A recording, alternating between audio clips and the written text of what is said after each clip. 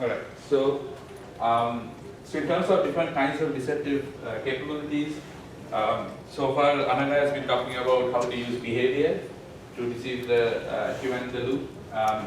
Here we will talk about explanations, so a form of communication where you are coming up with facts about the robot's model that are not true to convince the human that what the robot did was the best course of action. And to explain how to lie with explanations, we'll go back to this model reconciliation formulation that we were talking about in the first half of the tutorial. Specifically, we talked about this idea of minimal model explanations, which are the minimal number of model updates you need to provide to the human to convince them that there are no better course of action.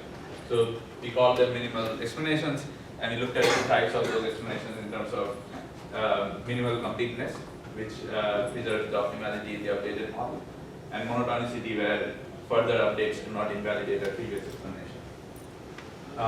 So that's the model reconciliation setting. As an example, let's go back to the search and reconnaissance example.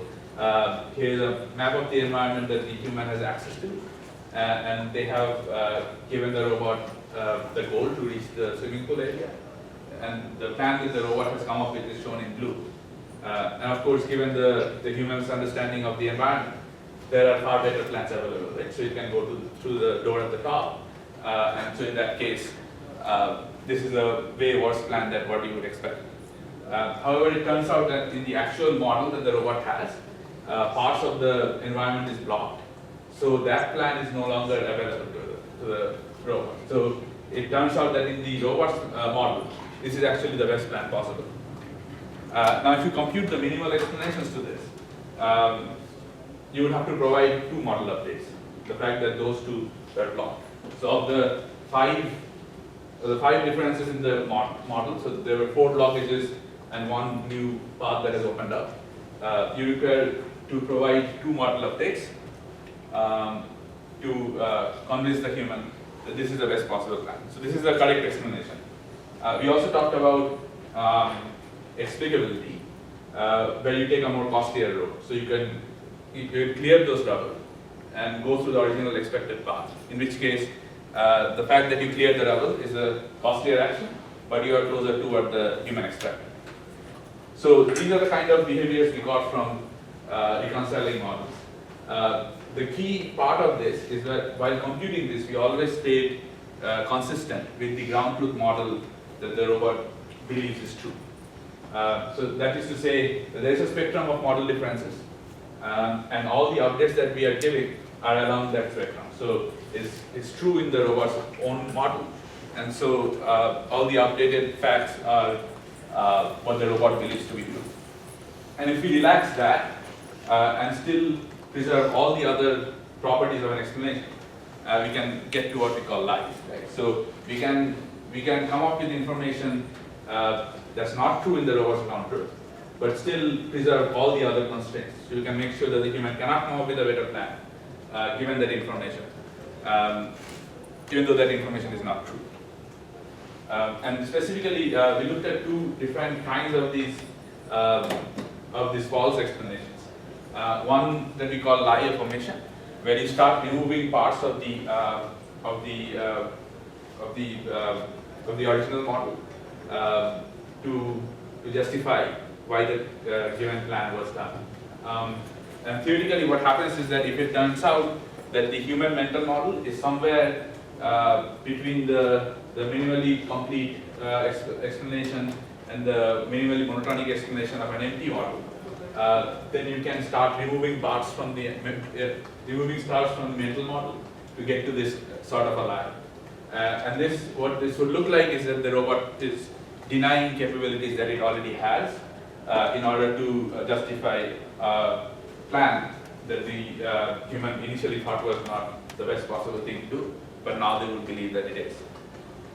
In the other case, we would go out of the current space of models and generate facts that are likely to be true, or at least make some sense given the model that we are working in, but they are not actually in the robust model. So some of these forms of extending models show up in applications like story generation, where you need some sort of creativity to extend your current model into newer models that will generate newer stories. So there's some work on that from Julie Porteous on using planning techniques to generate stories. There's also work on modeling drift of models. So you're trying to predict how a given model can evolve over time. And you can use these techniques to depart from the ground truth and generate explanations that are not consistent with the ground truth right now, but will actually explain the plan that's given to the human. The reason that we want to do this, maybe because it's computationally easier to do this than actually generate the correct explanation, or the explanations that you get out from this may be shorter than the true explanation. In which case it might be easier to explain to the human using a false explanation than actually taking them through the correct reason for your decisions. So we can see this in the previous example. So here, this was the ground truth model of the robot, and this is the plan that they were trying to justify. There is a possibility to provide just one update instead of the two for a minimally complete explanation. So one false update can actually explain this plan. So this false update is not true, but it's shorter than the real explanation. And at times it may be easier to compute. And so both from the computational point of view as well as the interaction point of view, there might be places where this makes sense to the robot to come up with this sort of an explanation. So this is a Lie commission where they added this fact that spot is blocked, even though it is not. And then if you are using model extension techniques, such as the ones used in storytelling, to convince a planning person that that area is blocked, you can say something like there's a 1% area, and people will believe it. So that's also a case where you're extending domains. So in general, to persuade the human, it's a much more general task than just explaining. All you need to make sure is that the foils that they're coming up with have been negated, and so they cannot come up with better solutions. So you can really drop the robust ground truth model from the formulation of the persuasion problem. So in all the formulations of explanations, the three inputs that went in was the original plan that the robot has come up with, their own model, and its expectation of the human mental model. You can drop the robot's own model and still persuade the human of the validity or justify why the decision was made without any consideration of what the actual ground truth is. So we have a series of work looking at this from the point of view of how to generate them, as well as how these are perceived from the end user perspective. So I won't go into the details of the user studies, but we basically tried out different kinds of lies, asked people how humans perceive them. In general, people were in favor of using them if they are computationally viable, but only if they are lying to the robot and not the other way around, which is something we should respect. An interesting case where this shows up is in doctor-patient relationships, where sometimes lies are accepted. So you could think of if the doctor thinks that the patient should know about something, or if they will get better if the patient knew something that's not true. Then in certain circumstances, people have used lies in the practice of medicine. And in these papers, we go into details of how we can learn lessons from that while designing AI agents. And one of the interesting things that come out of the study of doctor-patient relationship is the idea of how to deal with situations when what you lied about has actually not worked out, and so who the liability belongs to. And for human AI interactions, it will always be the case that you have to fall back and get consent before you can actually do something like this. So, but then again, that could also influence how the humans will perceive your own behavior. So it's a very interesting topic, and if you want to go into more details, you can check those papers out. I think we will conclude the deception part here. I will move on to some fun applications that we looked at for human-aware planning and explanations in general. But if there are any questions before that, let's take it now. How much time do we have?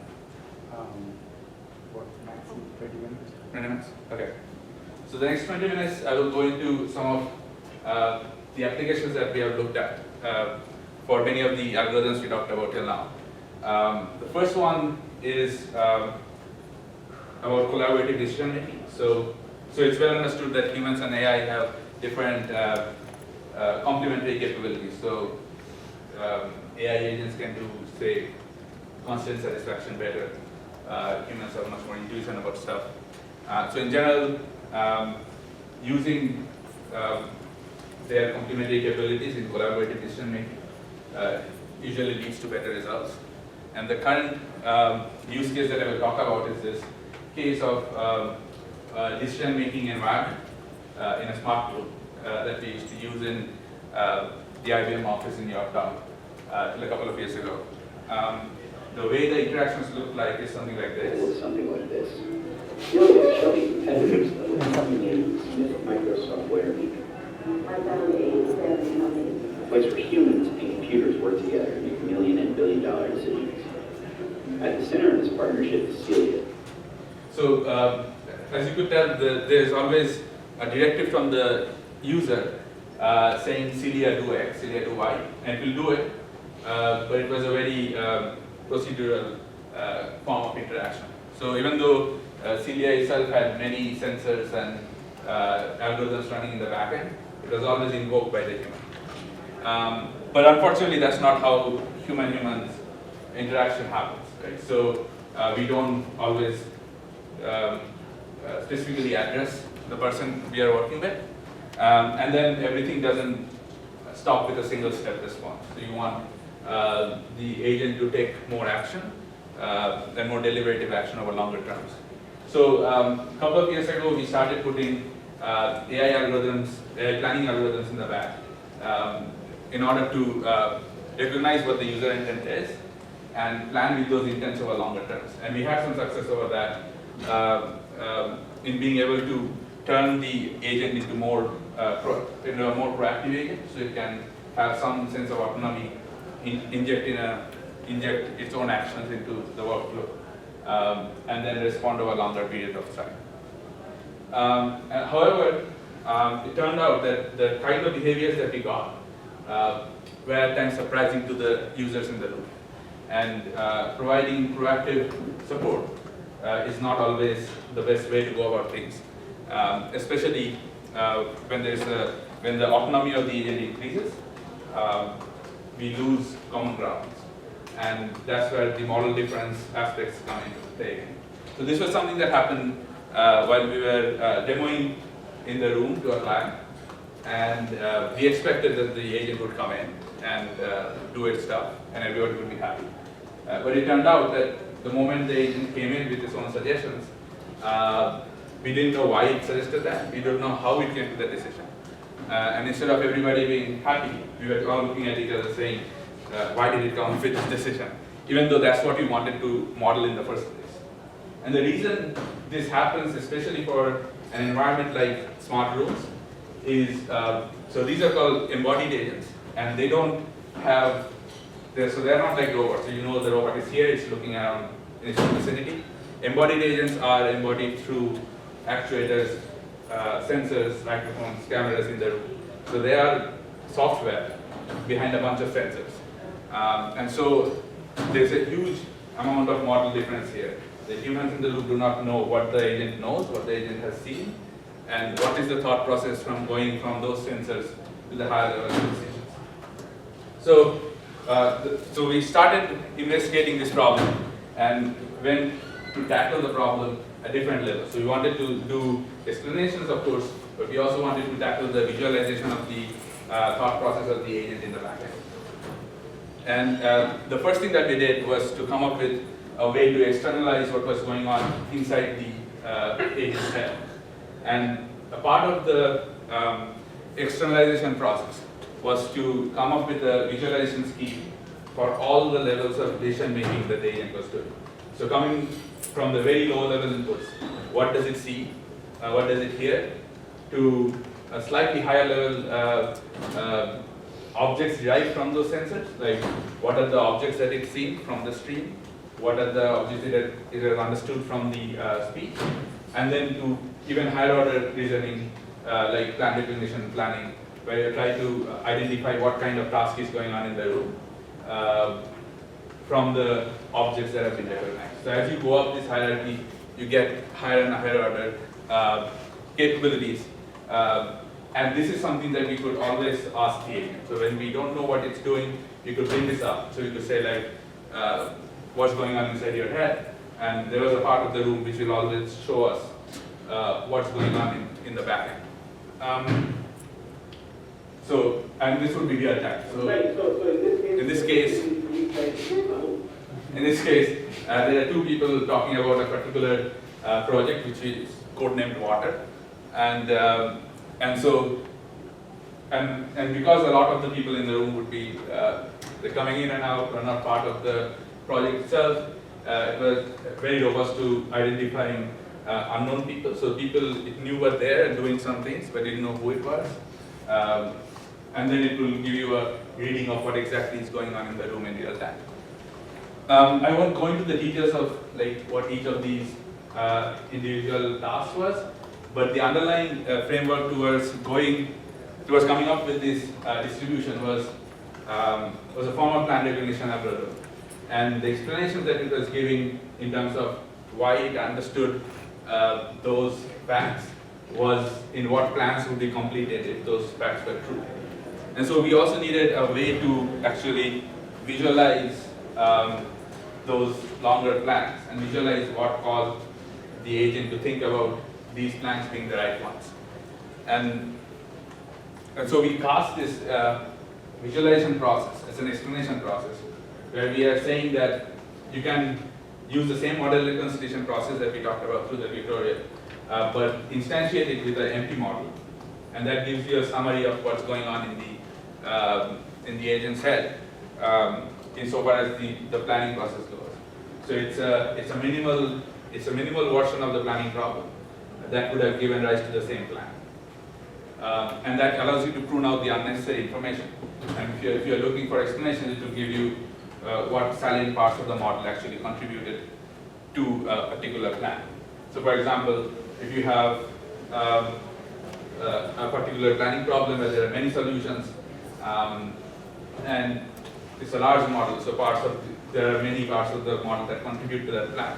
You can use the model reconciliation technique with an empty model to come to a situation where most of the irrelevant facts are being pruned out, and the ones that we actually visualize are the ones that actually contributed to that plan. So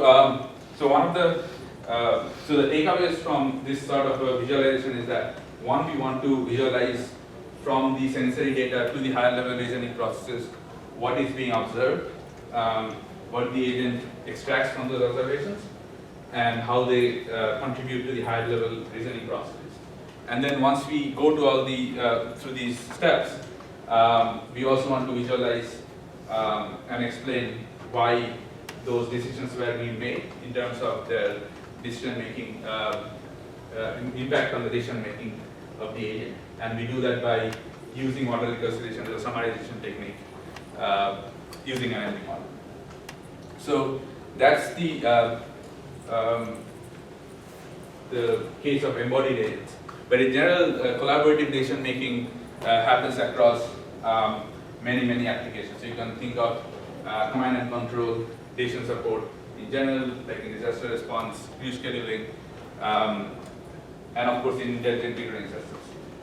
In every one of these situations, the roles of the humans and the AI kind of vary a bit. So you could think of in command and control, the decision support is in support of whatever plans the commanders are making. In tutoring systems, it's slightly different because the right model is with the tutoring system and not with the student. But then you can't just give them the right solution, you have to guide them through their learning stages. So even though you know the model, you can just provide that to the human. And we did a bunch of work in all of these domains, including like disaster response, speech scheduling, and tutoring systems, where many of these themes repeat. So there are humans making plans, and humans are not good at making plans.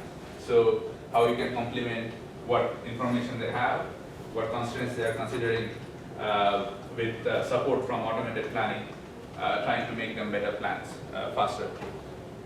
So for example, you could be collaboratively fixing a given plan. You could be suggesting new plans. You could be validating what the humans came up with.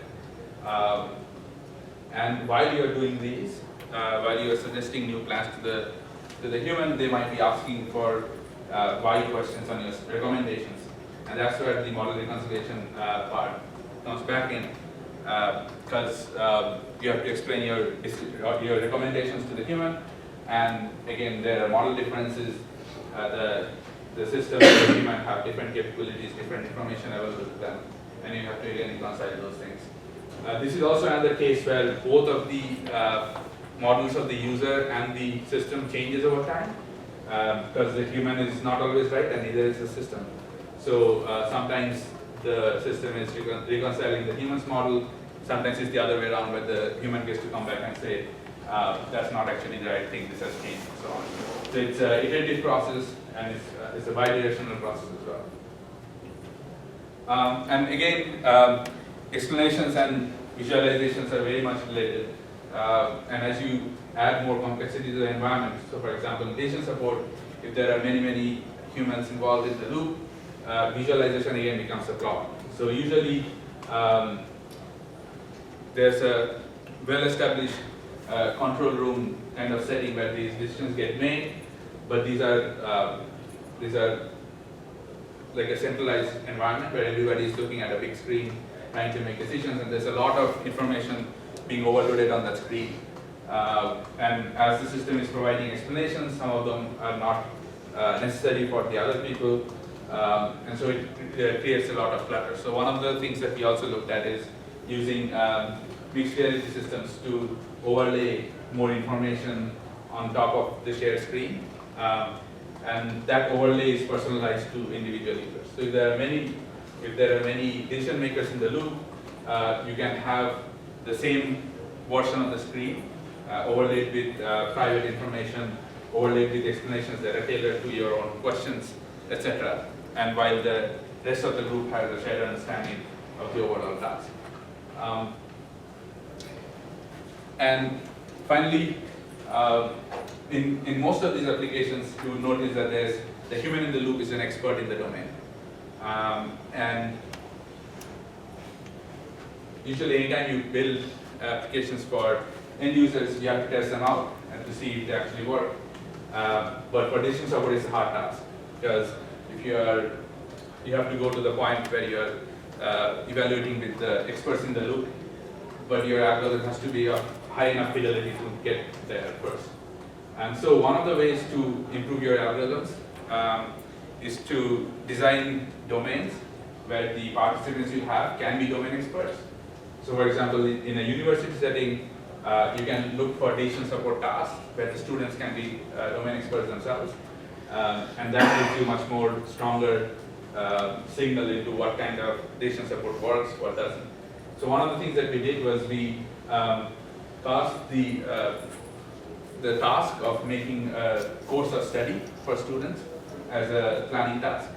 And we asked students to create their own courses of study in a university. And that allowed us to have access to participants who have to do this, who know the domain, and can give us data in the form of domain experts. And so the usual trends that we saw, that both features like validation of plans and suggesting of new plans were very useful, and they were more useful together. And so people did find use for that. Some of the things that we couldn't find significant use was in providing some forms of explanation that were giving more information to the users so they can improve over time. We didn't see that, but in general, this sort of setup allows you to have much more direct access to feedback where you can tune your decision support algorithms and make them better over time. So that's a summary of decision support use cases. The other example that I will look at is slightly different. So this is about designing of dialogue agents or model acquisition in general. So the previous one in decision support, it was humans making plans. These are humans making models. Here the task is to specify a dialogue agent, and what we want to get to is a system that can identify mistakes in those models and surface them to the user when they are unsure why the agent is not working as intended. So a bit of background, the way conversation agents are designed these days, there is a designer of a dialogue flow who sits in and designs the entire flow by hand. And you end up with these huge dialogue trees that are very hard to manage and edit. And as they evolve over time, you lose control over the dialogue. And so it's a very hard process and it's completely manual. And so as planning people, we looked at this and said that you can clearly form a declarative specification of the dialogue. So the job of making the entire flow is not with the designer, but with the planner in the back. And then they can design something declaratively and hand it off to the planner. And you don't have to design the tree by hand. So that's what we worked on in finding a declarative model of dialogue design. And the way this works is you design the dialogue in terms of variables and actions. These are just capabilities and description of the agent. So you could think of a capability as asking something to the user or pinging an API endpoint. And so these are things that the system can do. And then the bot is designed in terms of a set of these capabilities, right? So you can, so the three capabilities that the bot would have is to ask people through speech actions, make logical inferences in the backend, or ping cloud functions to get some internal system action. So for example, if you want to open an account, there's a cloud function that calls an API endpoint to open an account.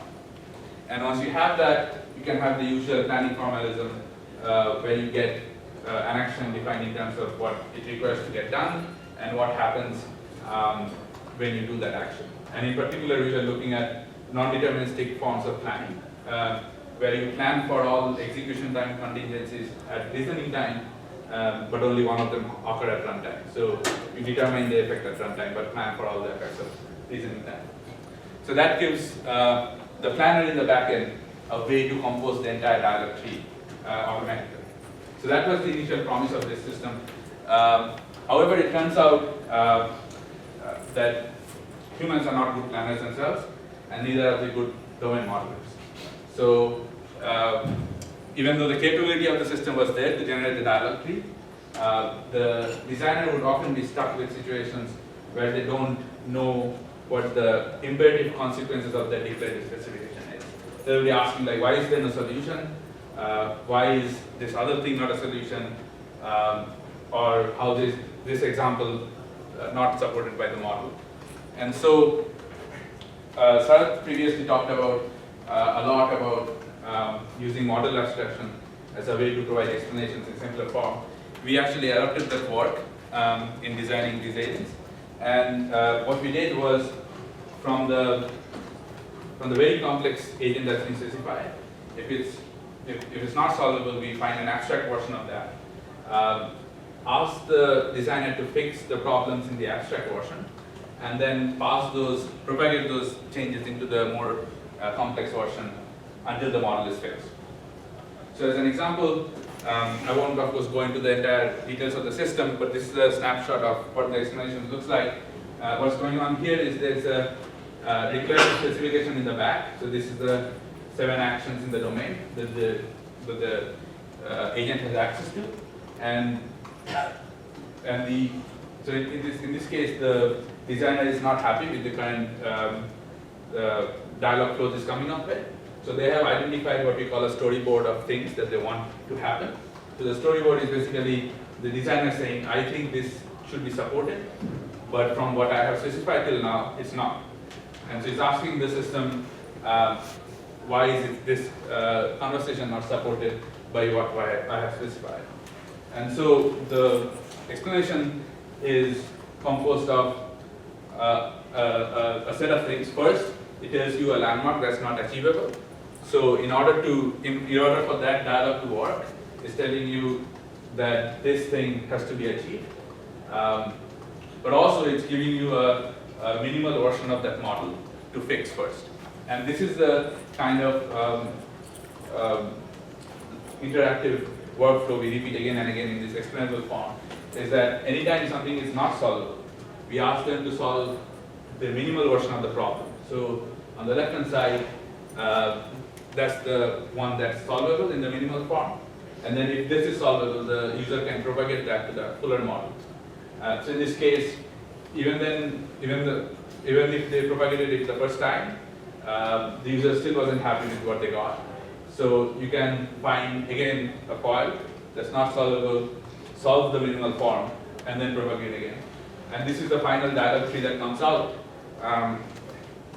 If you notice that there are 7 declarative actions here, and the final dialog tree is pretty big, and it's beyond what the designer can specify manually. So to reach complexities of dialog agents of this form, this is the only way to get there. But it's a very interesting task of making it more accessible to users. And some of the experimental AI techniques we talked about actually go a long way towards bringing the required expertise down. So, so as a review of the applications we looked at, most of the talk we just talked about human-robot teaming, where the agent is making plans and there are misaligned expectations. We also, from the application point of view, we looked at decision support where the humans are making plans, and again you have misaligned expectations. And then the last one is where the human is actually making models, and again there are misaligned expectations because they make mistakes while writing those models. So that's a wrap of the applications. I think Rao will do a conclusion if there are no questions. So yeah, I guess can you get that last overview slide? Yeah.